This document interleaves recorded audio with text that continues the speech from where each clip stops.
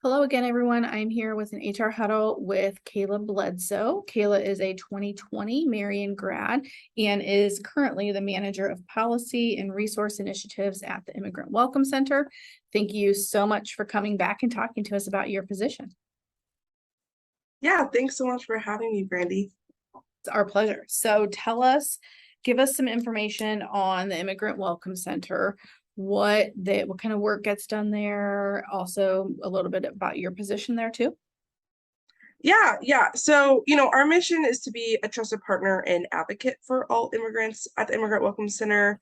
And so what that looks like really on the day-to-day basis is we have like quite a few different kinds of programs. Our direct service programs include like our English classes that are specifically for folks who do not have literacy in their native language. But we also like have a really good connection with all the English class providers throughout the city and surrounding areas. So we can always refer folks to other English classes. And then also we have citizenship classes. They're 8-week classes, sometimes virtual, sometimes in person, to help people prepare for the citizenship tests. And then we also do, so we do like naturalization clinics, where we partner with different lawyers who for free will help people look over their applications for naturalization and help them file it for free. There's like a separate application fee, but to get the lawyer part is like also another cost that we can help provide. We do also provide scholarships for folks who need assistance with applying for citizenship and that application fee. So those are like our main direct service different programmings. We also do have our community navigator who specifically right now is working with the Punjabi speaking community. So that is specifically more specifically the Sikh community who were impacted by the FedEx shootings a couple years ago. And so there's like a lot of mental health and like wellness programming around that. A lot of it again is like referrals to different resources. But like he's like his name is Parvinder. He's like hosting like yoga and tea and different like things like build community and mental health awareness in the Sikh community, which is an Indian community. And then the other work that we do is a lot of really just helping support to build the capacity of other organizations, direct service providers in serving immigrants. So a lot of that looks like, we do consultations with different organizations to help them brainstorm, like they're having an issue or a problem, to workshop out like, oh, how can we best, serve this immigrant family, or how can we best start to do more outreach with immigrants? Like, what does that look like? And then we do have our navigating culture and bias workshops. Those are right now being developed, but like we have a 3-part series that's like much more intentional and more about, and is both for individuals and for organizations. That really dives deep into different problems. It's more of like, diving deep into your own like self and biases, and then also some like, education on other cultures. But the main way that you can learn about other cultures too is we provide to organizations lunch and learns. So if they're like, an organization is finding that there's a very large like influx of a certain population. Like right now, we have a lot of Haitian immigrants. We've had a big influx in Haitian immigrants in the past, especially year. And so they might want to learn more about the Haitian community. And so we provide a lunch and learn where someone from that community and someone like a natural helper, which I can talk more about too, presents with our director of program and operations and helps, again, just like do a lot of education around that community and help folks like brainstorm through any like ideas or problems. And so yeah, everything is really like centered around our natural helper programming. That's how the organization originally started. Natural helpers are really just immigrants who are connected to their own communities. So a lot of the work that I do is really about supporting them. We also have a natural helper coordinator as well, who's actually we were just in transition with someone on the team, so they're starting next week actually. But so a lot of it is about making sure that for my role, it's a lot of we have this like big group chat. Whenever I can help with like resources, people have questions, so like, oh, I'm not sure where to go for this. People will be asking each other. A lot of folks, I mean, they're also connected and to their communities that a lot of times natural helpers really just help themselves. But if there's like an issue that like people are really just not like, oh, I just really can't figure this out, or we wish this was different, I'm able to support in that way. I help really at a high level, really help support the resource database that we have. It can be translated to over 150 languages. And so it's really accessible, it's really accessible to folks who have literacy in other languages. And it's super easy. Like you can like just type in your zip code and things like that. And we have like these resource like categories and like folders. So that way people, if they're looking specifically for mental health resources, they can click on the mental health button and just find the ones that they know that as Immigrant Welcome Center, we've like vetted to make sure that these are resources that we know immigrants like are accessible to immigrants in the city. And then there's also like with the resource database, there's also undocumented tags, so people without documentation can still search for the resources that they need. So I do a lot of like generally just making sure that resources are accessible to immigrants in the city and surrounding areas. And then the other part of my role is, around policy and advocacy. Some of that looks like legislative advocacy, like, being at the state house and like being part of like these calls and checking in on things, building and developing relationships with policymakers, both at the state house and also on like a local level, like city county council. Right now I'm really excited because we're co-leading. We just started last week our coalition meetings for municipal IDs, and we're co-leading that with Damien Center.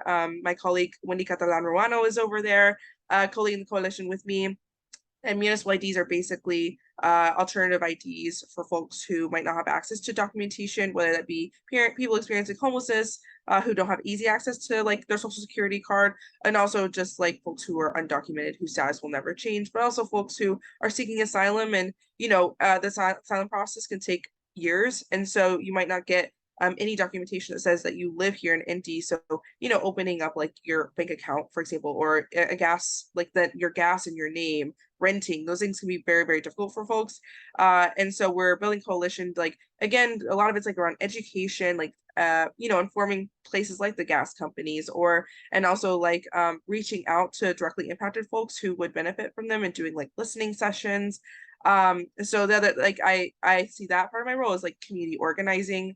And yeah, so that's like I guess that's like the big gist of all the different kinds of facets of the Immigrant Welcome Center. Excellent. Thank you so much. That work is incredible. What, as you were talking, I was thinking, what was your major? Yeah, so my majors were in sociology and Spanish, and I also was part of the Peace and Justice Studies program. Excellent. Awesome. Thank you for the work that you do. It's pretty amazing stuff. A lot of stuff I didn't realize happened through the Immigrant Welcome Center. So thanks. Yeah. So how could a student engage with your offices if they were interested in doing this kind of work as well? Yeah, so I think it it really depends, so we do have like the Natural Helpers program. So if you're an immigrant yourself or second gen or even third gen, you can become part of the Natural Helpers program. And so basically the way to do that, we have like, I think it's twice a year. We do natural helper orientations. Now that we're just now starting with a new natural helper coordinator because of the transition in our team, most likely the next natural helper orientation won't be until next year. But that's one way you can always reach out to that person, and or anyone on our team, and we can always just like there's basically kind of like an ongoing list of folks who are interested, and then you'll be reached out to when orientation is like coming up and we're ready for that.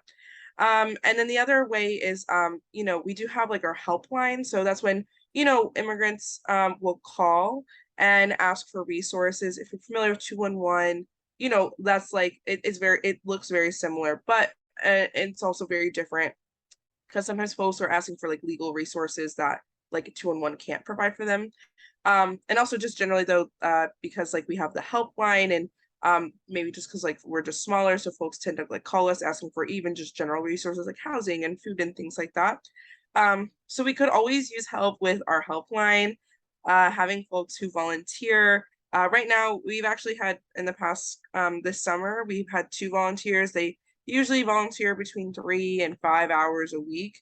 And some of them are virtual and some of them go into the office. Of course, honestly, having folks in the office is super helpful for us for when we have walk-ins as well. And just answering phone calls and following up with folks and providing resources. And of course, you'll always be trained with that. And then right now we currently have 3 open positions, and open positions always changes based on the needs of our community. So for example, since we saw an influx of Afghan neighbors, we created a new position to help with those newcomers.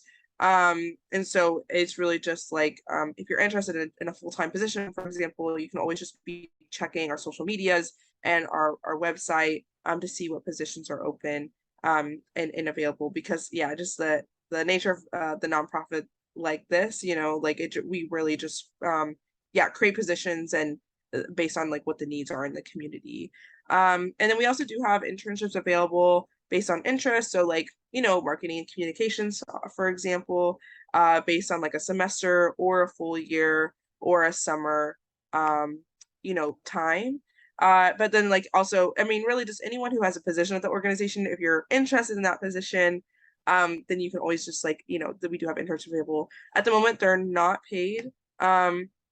But we do offer like credit-based opportunities. So if you're doing it for, school and credits, and also if you do like through a program, for example, we partner with Indiana Latino Institute, and so they pay their interns to work with us. And so if you have like federal work study and you're able to like work out a program, I even did that in college. I was like doing work study, getting paid like through, work study under an office, but I was actually working off site, so that's like possible. And definitely reach out to, especially if you're a 21st century scholar. I was a scholar as well. You can always reach out to the scholar office, or, other offices in the school that can like help you like kind of move it out. And I'm happy really to accommodate any of those needs, because we don't offer specifically paid internships. Got it. Awesome. My next question is, if a student is listening to this and they're like, I really want to be a part of this, how and what should they do? Yeah, so if you're interested in like volunteering, or you're interested in uh, volunteering or internships, right now the best person would be to reach out to would be me. My email is K as in Caleb, B as in boy, L as in Lane, E as in everyone, D as in dog, S as in someone, O as in open, E as in everyone at immigrantwelcomecenter.org. And if you're just interested in volunteering, just send me your information, like what your availability is Monday through Friday, 9 to 4. And then if you're interested in internships, then just send over your resume and tell me what position you're interested in. But if you're interested in something like marketing, communications, or development, the best person to reach out to would be those folks. But if you're interested in any programming around like resources, around advocacy or policy work, I'd definitely be the best person. And then for natural helpers, if you're interested in that, right now, just because we're in transition with our folks right now, you can always look online. You can find our contact information if you look at this in a couple weeks, and then like by September we have someone, you can reach out to them directly. But you can always email me as well, and then I would just connect you with the right person once they're on the team. There's really no wrong person to go to, except maybe Christina, because she has a lot of people email her. She's the director of program operations. She has a lot of folks reaching out to her, so sometimes it could just be quicker if you just send it to me and I can send you to the right person. Perfect. And then my last question for you is there anything that you were hoping to talk about the Immigrant Welcome Center, or that students should know about the Immigrant Welcome Center that we didn't get to share through the questions today? Well, yeah, just that if you or your family are in need of resources, whether that be legal resources, or like you're experiencing maybe discrimination at your job and you're not really sure where to go from there, what the next steps might be, if you yourself or your family would be directly impacted by municipal IDs or any of the work that we do, please feel free to reach out. Our like main number is 317-808-2326. And we have a lot of, I mean, I think there are like 15 languages total spoken on staff, in very different languages. So that's like, we have that, but we also have the language line, which again, there's like, I think they can translate in over like 200 languages. And so you or your family can always reach out directly to us. And if you need an interpreter, we can always get that. It's super simple. And we're definitely happy to help with, helping you all navigate through anything that you might need help with. Excellent. Thank you so much for your time, Kayla. We appreciate all of the information on the Immigrant Welcome Center. Thanks so much, Brandy.